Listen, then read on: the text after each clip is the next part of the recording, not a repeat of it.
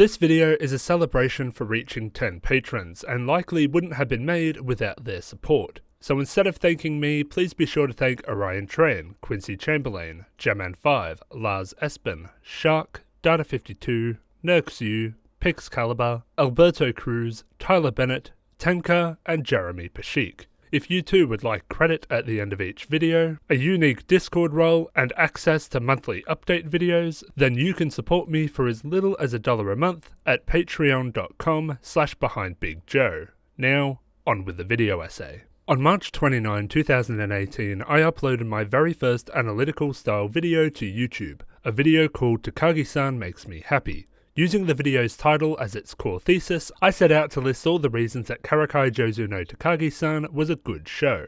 Following this initial upload, I spent the better part of 2 years creating 56 individual analysis videos, 2 fanfictions, and 3 additional video essays, all explaining and experimenting with various aspects of the narrative. But after studying the show so extensively, have my feelings about it changed? Is the title of that very first video still accurate? Does Takagi-san make me happy? No. Takagi-san makes me very happy. But I cannot explain why using the points in my old video essay, as the reasons I cited for loving the show there were rather superficial.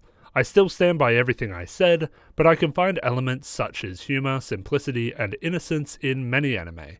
But I can count on 2 fingers the shows that have made me feel the way Takagi-san has. So what is it about this show that captivated not only me, but you watching as well? How did this show get fans who are so keen to study the show and learn what makes it tick? Or passionately defend their baseless claims that a season 3 is only weeks away? Why does Takagi-san make me very happy? To start, the show has relatively low stakes compared to other anime. At no point will the world be conquered, will a force of evil prevail, or will someone's life be at risk. That's not to say the show has no conflict. Takagi and Nishikata's adversarial relationship is frequently a source of strife. But the viewers are put at ease because the show never leaves you feeling worried about what might happen next, the way even other slice of life shows like Toradora can do. Take Pool for instance. When Nishikata eventually overcomes the conflict, he still walks away defeated. In most narratives, a character losing despite doing everything in their power to win is usually a devastating moment.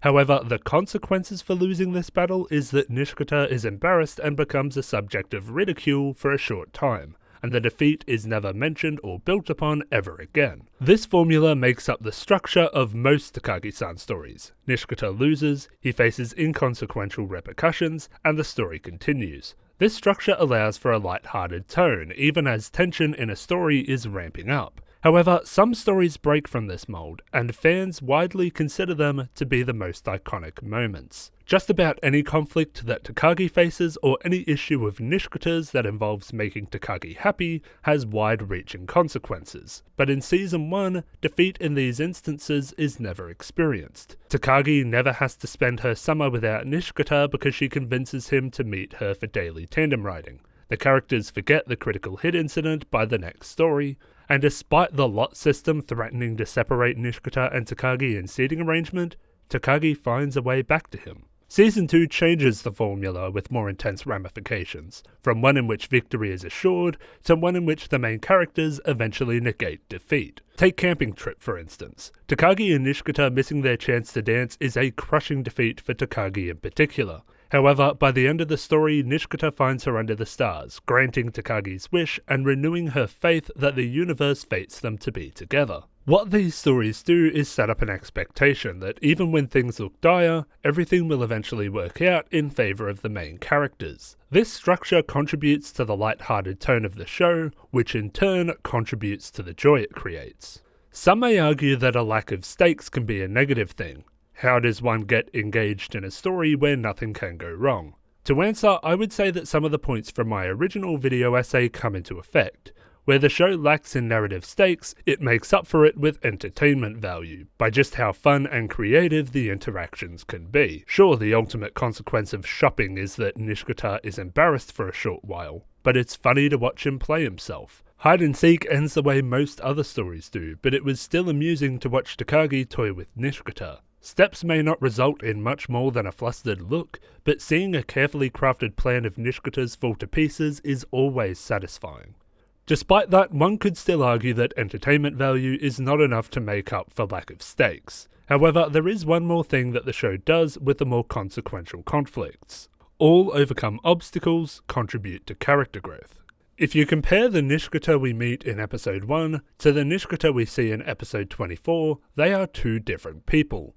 Every relatively major conflict in the show either progresses the character growth of the central duo, or it reveals a part of their character that had been dormant until then. As well as justifying the lack of stakes, the character progression also excites any viewer who notices the correlation between how close the central characters are and how wholesome the show becomes. The gold standard of a story that reveals hitherto unrealized character growth is Critical Hit, where Nishikata unintentionally admits that he prefers to spend time with Takagi. Despite not believing it himself without the qualifier of wanting revenge, Nishikata is completely honest in this story, and this admission directly impacts his decision in the season finale seating arrangement, where his understanding of those feelings spurs him to act on them. An excellent example of character growth throughout a story is Promise, a segment that starts with Nishikata reluctant to ask Takagi to the summer festival and ends with him doing just that. Promise asks a vital question: has Nishikata grown enough to pursue what he wants? And despite the nerves he experiences and the several times he tries to back down, he ultimately answers that question with a resounding yes. This growth carries over into Summer Festival with how committed he is to find Takagi after they are separated, and how determined he is to not be separated again. The reason this character development adds to the joy that the show provides is that most of the time it's just pure wholesome. The more time they spend together and the more comfortable they are around each other, the better their dynamic becomes. Watching Nishikata in particular accept that Takagi is more than a rival and maybe even more than a friend is a wonder to behold, and it just makes you feel all warm inside. However, this aspect of the show can also be a double-edged blade. I've had many conversations with people over Discord about character development in Takagi-san. Detractors and fans alike complain that the source material can be too reluctant to make any progress in the core relationship, and that is a valid criticism of the narrative. In a media landscape that is full of slow burn love stories, having Takagi-san be yet another can be disheartening. However, I would argue that Takagi-san has one more aspect, that not only compensates for the slow burn nature of its story, but acts as the core factor that makes me so passionate about the show. Those of you who watched my camping trip analysis may remember that I wrote an alternate scenario, one in which Takagi acted nasty and Nishikata was devastated by the turn of events. My point at the time was that a scene like the one I described would go against the very reason that we enjoyed Takagi-san in the first place. My theory back then is that it would detract from the joyful, light-hearted tone of the show. However, now I believe there is another aspect it would have decimated: the relationship between Takagi and Nishikata. I had mentioned before that Takagi and Nishikata care for each other when the situation calls for it. In Watertap, Takagi offers not only to help Nishikata care for his minor injury, but also provides an ear when he wants to vent about not having a great day. Similarly, in Worries, Nishikata decides against trying to get revenge on Takagi because he suspects that something is wrong, and offers support when he discovers what it is. I have also mentioned before that both Takagi and Nishikata cause each other to grow. Takagi's teasing encourages positive habits, like in Textbook, when Nishikata is nervous about being without learning material because he fears retribution from Takagi. Or in Nurse's Office, where she encourages him to get a scrape looked at by providing an embarrassing explanation for his reluctance. At the same time, Takagi always ensures that she remains a few steps ahead of Nishikata, but as he grows as a person, this sometimes means having to take some steps forward herself. After skipping stones where Nishikata grabs her hand to protect her from falling, she takes steps to become more comfortable with hand-holding by the time arm wrestling comes around.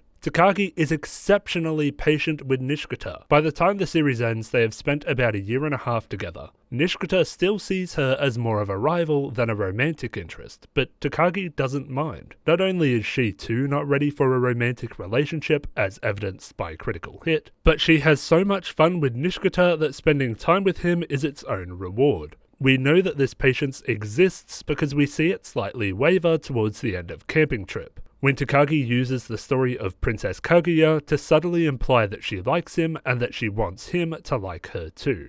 Lastly, the pair are both very accepting of each other's flaws and eccentricities. Not only does Takagi wait patiently for Nishikata to realize his true feelings, or at least calm down on the revenge front, but we also see it in Nishikata during Two Choice Question, when he says that he would rather be teased by Takagi forever than have her disappear. Or in April Fools, when he imagines life without Takagi, only to realize that it wouldn't make him happy. The point of bringing up all the ways that Takagi and Nishikata are a positive presence for one another is to accentuate the part of the show that I believe gives it the ultimate edge. Takagi and Nishikata are the perfect romantic couple. They care for each other, they never fight, and many of their interactions are so wholesome that you could just explode. Is any of this realistic? Absolutely not. You'd be hard-pressed to find a couple in the real world which coexists with this little personal conflict. But that's what makes the show resonate so much. It's wish fulfillment. Some people escape into fiction where they can be the hero of their own story, the last piece of the puzzle to something greater than themselves, or the object of affection for several beautiful suitors. But for me, there is no power fantasy more extraordinary